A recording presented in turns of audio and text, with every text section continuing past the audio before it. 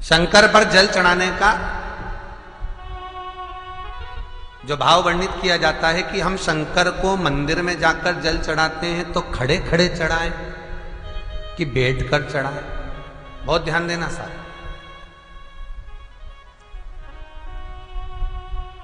शंकर में मंदिर में जाकर हम भगवान शंकर को जल चढ़ाएं तो खड़े होकर चढ़ाएं कि बैठकर चढ़ाएं।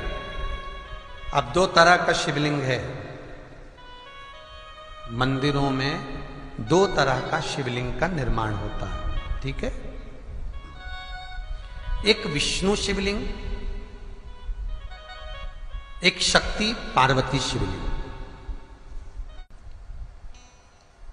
दो तरह का शिवलिंग मंदिरों में होता है, दो तरह का शिवलिंग मंदिरों में होता है, समझ लेना बहुत अच्छी तरह से। एक शिवलिंग वो होता है जो जमीन पर डायरेक्ट जलाधारी रहती है, शिवलिंग रहता है, ऐसी जलाधारी पूरी की पूरी, और शिवलिंग जमीन पर रखा रहता है, भूमि पर रखा रहता है, डायरेक्ट जमीन पर। आप जल ले जाकर चढ़ाए, निकल गया रास्ते से। एक शिवलिंग जो जमीन पर डायरेक्ट शंकर भगवान की जलाधारी और शिवलिंग रखा रहता है, वो शक्ति शिवलिंग कहलाता है। माता पार्वती का हस्त कमल उस शिवलिंग के सम्मुख में, और दूसरा शिवलिंग एक डमरू जैसा होता है। अब वो हम उसको कैसे वर्णन, एक डमरू शिवलिंग होता है, ऐसा उसका स्टैंड होता है, ऐसा स्टैंड होता है, नीचे शिवलिंग रखने की जगह होती, फिर ऐसा होता है, फिर उसके ऊपर इस तरह शिवलिंग रखा होता है। देख, दर्शन करें आप लोगों ने। अब फिर इसके ऊपर शंकर भगवान का शिवलिंग रखा होता है, ठीक है। इस तरह का जो शिवलिंग होता है, एक डायरेक्ट नीचे रखा हुआ शिवलिंग, और एक भगवान जो नीचे डमरू जैसी आकृति होती है, इस पे जो डमरू जैसा जो भाग बना होता है, ये भगवान विष्णु का हस्तकमल है, और ऊपर का जो भाग है वो भगवान ब्रह्मा का हस्तकमल है। इसको विष्णु शिवलिंग कहते हैं।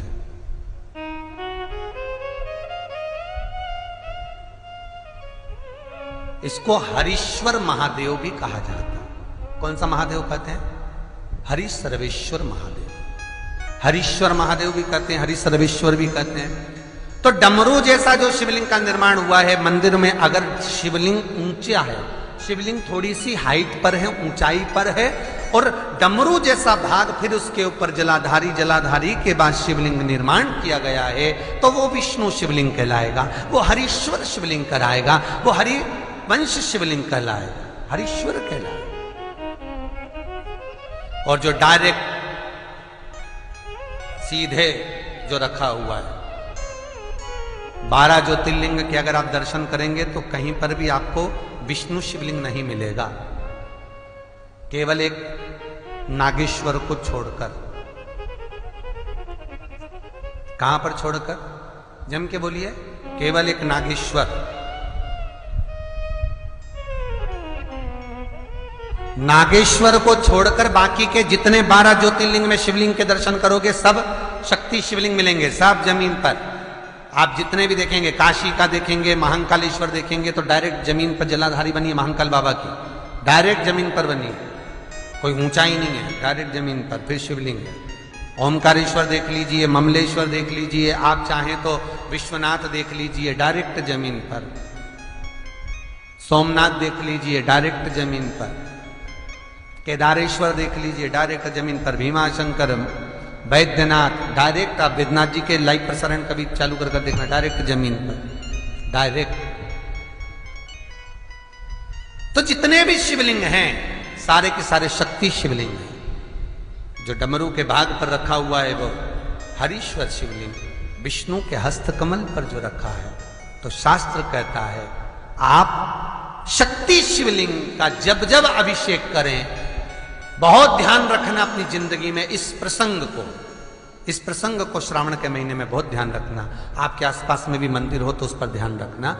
जो शक्ति शिवलिंग हो उस पर जब भी जल चढ़ाना तो बैठकर चढ़ाना, बैठकर चढ़ाना। शक्ति शिवलिंग पर जब भी जल चढ़े, भले शिवलिंग कितना भी ऊंचा हो, कितना भी ऊंचा हो, तो संघी से चढ़ा दो, पर जल बैठ कर चढ़ाइए। भले शिवलिंग ऊपर है, पूरा तरह से हाथ नहीं पहुंचा, जैसे सोमनाथ जी में अब शिवलिंग कितना बड़ा है, महाकालेश्वर का शिवलिंग कितना बड़ा, तो उसको तो बैठकर स्नान नहीं करा सकते। भले शिवलिंग कितना भी ऊंचा हो, पर अगर भूमि टच है, शिवलिंग अगर भूमि टच है, शक्ति शिवलिंग है, तो भले आधा शिवलिंग नहाए, आधे पर पानी जाए, पर बैठकर ही स्नान कराया जाता है।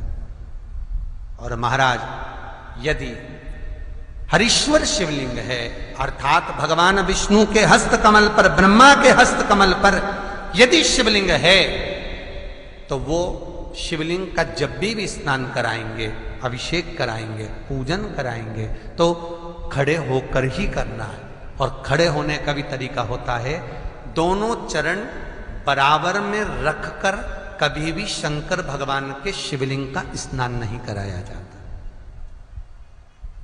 महाराज दोनों चरण बराबर रखकर, अगर हरीश्वर शिवलिंग है, किसी मंदिर में शंकर को जल चढ़ाने के लिए आप गए हो और शंकर को जल चढ़ा रहे हो, तो हरीश्वर अगर शिवलिंग है तो दोनों पांव बराबर रखकर नहीं, एक सीधा चरण थोड़ा सा आगे रखिए और उल्टा चरण थोड़ा सा पीछे रखकर भगवान शंकर का जलाभिषेक करने पर लक्ष्मी जैसे अपने चरण रहते हैं, भगवान शंकर उसी तरह से लक्ष्मी को दौड़ाते हुए अपने घर में प्रवेश करा। लक्ष्मी भागती हुई, अगर जो पुष्टि मार्ग से जुड़े होंगे, जो भगवान ठाकुर जी की सेवा करते हैं, पुष्टि मार्ग से जुड़े हों, श्रीमद वल्लभाचार्य जी से, वल्लभ कुल बालकों से जिनका ब्रह्म संबंध हुआ है, ऐसे अगर जीव हैं, वैष्णव जीव हैं, तो वो दर्शन करते होंगे ठाकुर जी, यमुना जी और महाप्रभु जी का। तो कैसा दर्शन करेंगे?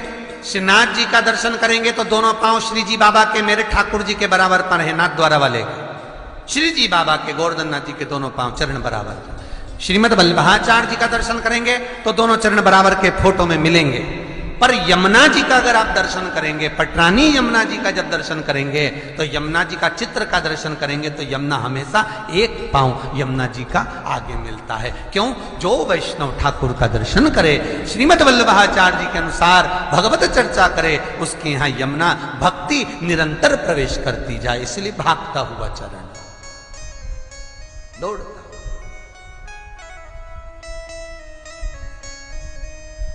दौड़ता। तो शंकर भगवान का अगर हरीश्वर शिवलिंग है, कहीं शिवलिंग डमरू आकृति पर, अगर ऊंचाई पर है, हरीश्वर है, तो फिर जल खड़े होकर चढ़ाए, चरण आगे पीछे। बहुत ध्यान देना महाराज, हरीश्वर शिवलिंग का वर्णन किया महाराज, बहुत सुंदर बात कही है, बहुत ध्यान से सुनिएगा। शक्ति शिवलिंग के ऊपर जो जलाधारी लगती है, शक्ति शिवलिंग के ऊपर जो जलाधारी लगती है, वो 5 मिनट, 10 मिनट, आधा घंटा रखकर 24 घंटे के लिए हटा सकते हो। शक्ति शिवलिंग के ऊपर जो जलाधारी लगती है, वो 15-20 मिनट रखकर, आधा घंटा रखकर आप हटा सकते हो। पर हरीश्वर शिवलिंग के ऊपर, भगवान विष्णु के हस्त कमल पर जो शिवलिंग का निर्माण आपको भी वर्णन किया, अगर वो शिवलिंग है तो उस पर जलाधारी अगर लगी है, तो कम से कम 5 घंटा, 8 घंटा तो जलाधारी को रखना पड़ेगा ही। बहुत ध्यान दीजिए महाराज। शंकर जी की प्राण प्रतिष्ठा करते समय, शंकर जी की स्थापना करते समय, शंकर जी को प्राण प्रतिष्ठित करते समय एक एक चीज का ध्यान करना पड़ता है कि हमें कैसा शिवलिंग रखना है, कौन सा शिवलिंग रखना है, कैसे स्थापना करना है, किस भाव का होना चाहिए। शंकर के मंदिर में शंकर जी विराजे हैं, तो गणेश जी, कार्तिकेय और पार्वती की मुद्रा कैसी होना चाहिए, गणेश जी कौन सी सूंड का होना चाहिए। जब शंकर के मंदिर में हम आराधना कर रहे हैं तो गणेश जी की सूंड किस ओर होना चाहिए, पार्वती की मुद्रा कौन सी होना चाहिए, षडानंद कार्तिकेय की दृष्टि कहां होना चाहिए, ये शंकर जी की प्राण प्रतिष्ठा में देखा जाता है। केवल मूर्ति वाले ने बाजार में मूर्ति बनाकर बेच दी और तुम गए हमें शंकर जी का परिवार दे दो, हमारे मंदिर है छोटा सा, मैं वहां प्रतिष्ठा करना है। तुम बाजार में गए और शंकर जी का परिवार लेकर आ गए, शंकर जी लिया, कार्तिक लिया, पार्वती जी लिया, गणेश जी लिया और स्थापना करवा दी पंडित जी से। और बाद में बोली हमको थोड़ी कष्ट हो रहा है, हमको थोड़ी तकलीफ हो रही है, कहीं ये हम जब से लाए इससे तो नहीं हो रही, कहीं इससे तो नहीं। नहीं, गलती तुम्हारी है। तुम तो बस गई और लेकर आ गई। यहां तक शिव महापुराण की कथा कहती है कि तुम्हारे घर की मूर्ति जितनी पुरानी होती है उतना सुख देती है। आपको पहले भी कथा में कहा, दिया और मूर्त पुरानी होगी चलेगी।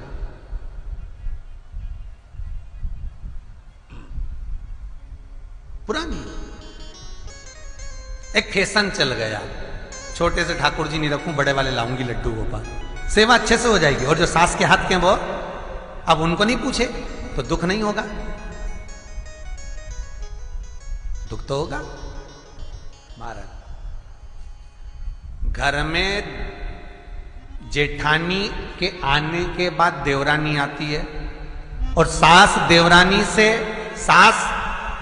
से बहुत लाड लड़ाती है। छोटी बहू है, ले साड़ी पहन ले, ये ले रकम ले, ये ले हैं। सास जब छोटी को बहुत कुछ करती है तो जेठानी का जीवड़ा जलता कि नहीं जलता? बोला तो सही, थोड़ा बहुत तो लगे, बताओ हमको तो कभी नहीं करा, हमको तो ऐसा करे ही नहीं, हमको तो ऐसा करे ही नहीं। उसी तरह आप नए भगवान लेकर आ गए, नई ठाकुर जी लेकर आ गए और छोटे ठाकुर जी पहले के हैं। भगवान को लगता है बताओ नए से लाड लड़ा रही, उसको वस्त्र पहना रही, आभूषण पहना रही, मुझे आभूषण तक नहीं, वस्त्र नहीं, जैसे हैं वैसे लुढ़क जाते हैं, कौन पहनाए? कोई ने कहा इनको क्यों नहीं पहनाती, छोटे हैं पहनाते नहीं बनता, भाव से पहनाओगे सब पहने।